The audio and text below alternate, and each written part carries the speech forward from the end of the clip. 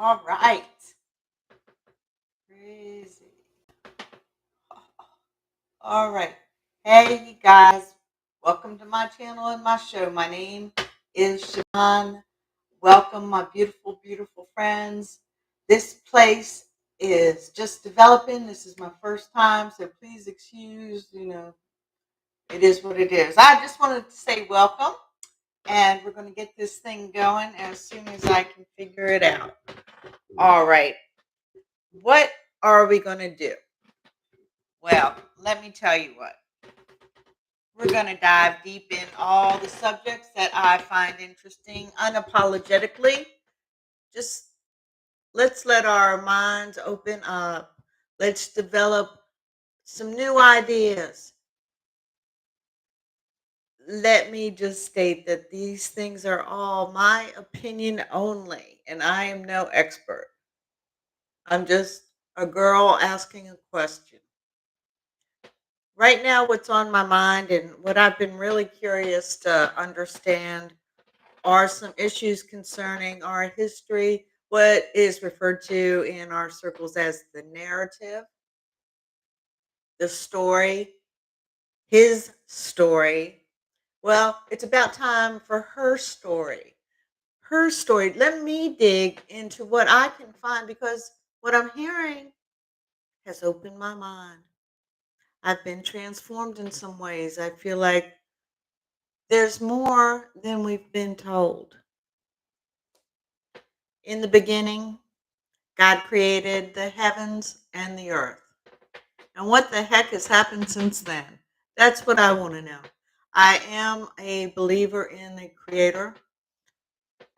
Basically, from what I understand, there's two cosmetologies you can go by. One is something came from something, one is something came from nothing. The something came from nothing, in my opinion, would etymology or etymology, that's not what I mean. The basically the history of uh what we know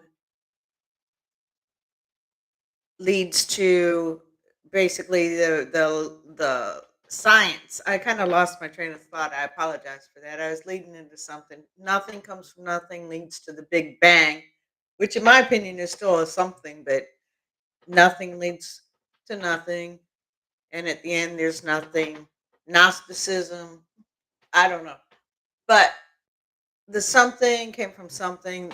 That's the side that I'm on. Now, there's a lot of opinions. I've been raised and I've developed my own philosophies and by my experiences and what I know. And trust me, it's subject to change. I'm in an evolutionary process myself. And if you are too, I hope we can spend some time together. I would love some feedback. If you would just please like and subscribe, I promise things will, develop as there is an organic flow. These are the topics that I'm interested in currently, and these are the things that I'm going to research and develop and will produce. I'm going to just promise one show a week until I can figure out what I'm doing, and maybe more, maybe less. I don't know what's going on, but I'm going to do the next show and I'm going to do it on a topic and I'm going to do it to the best of my ability as a researcher.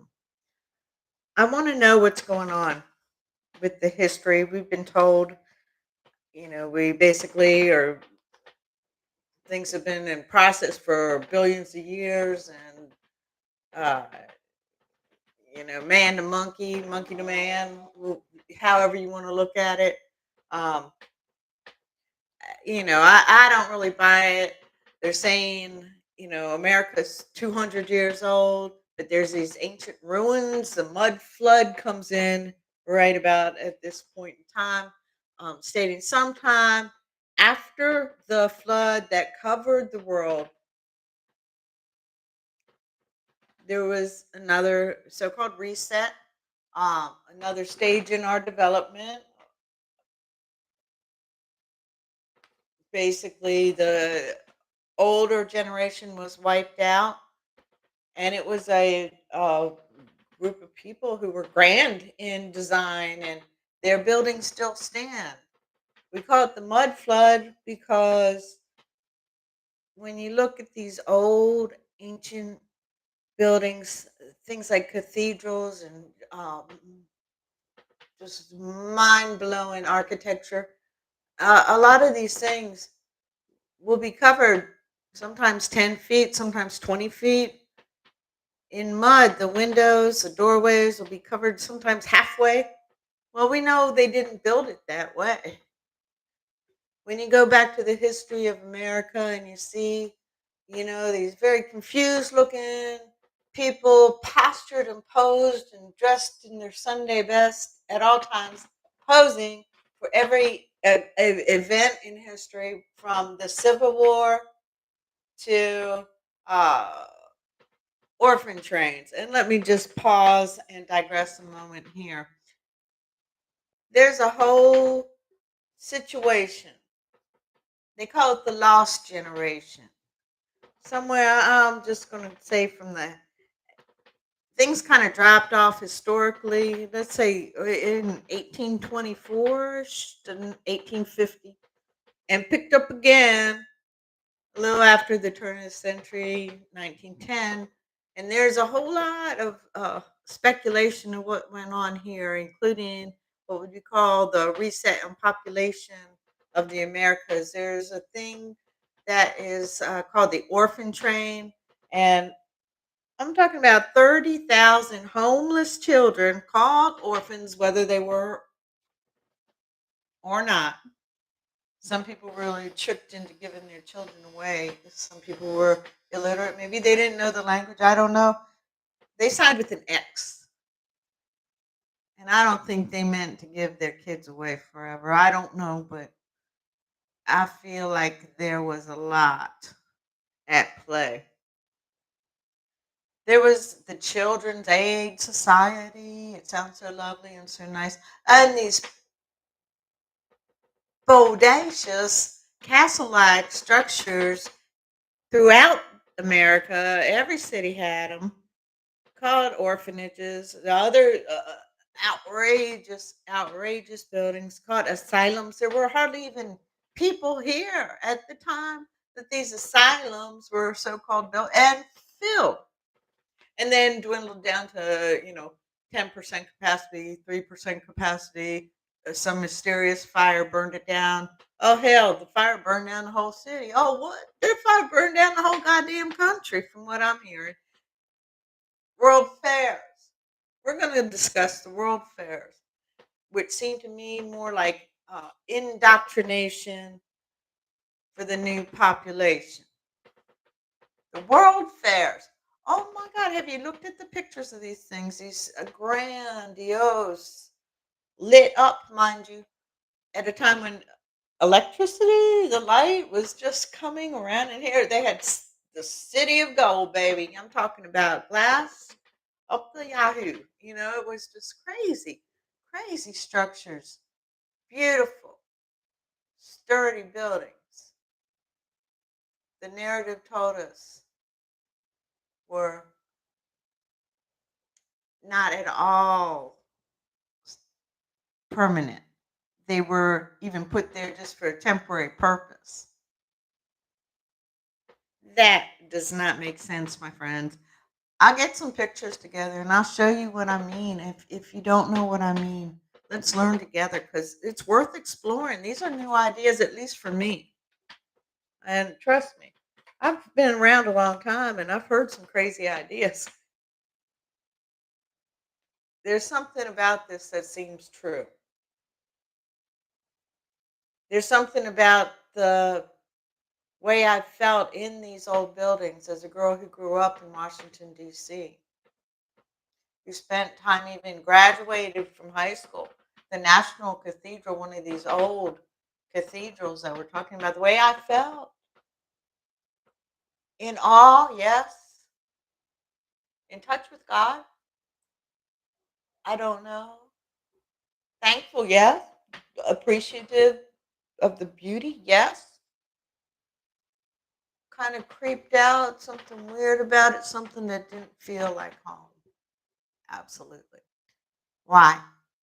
Maybe it never did belong to us. Maybe this is what we inherited, the inheritance, these old buildings, the buildings that have been covered up, now rediscovered as if these buildings had to be filled in and then whole cities built on top. This is a whole nother topic, the buried cities. Every city has the underground, the tunnels, the aqueduct. Let's explore this. Let's find out what's going on here. It's really interesting. All right. I'm just touching down on some notes that I have written, and there's so much.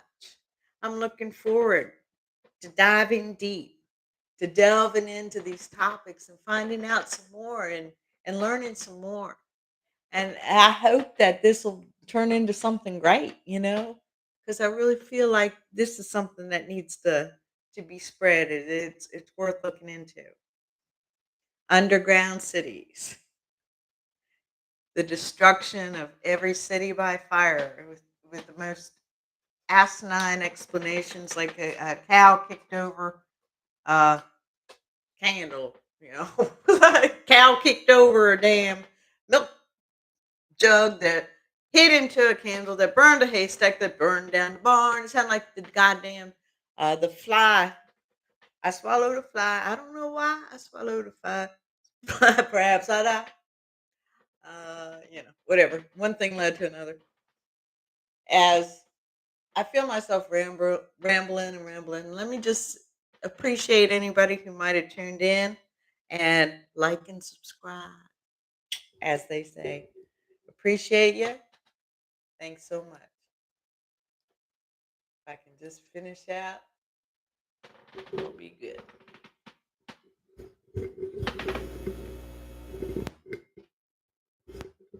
Oh, uh, uh, uh.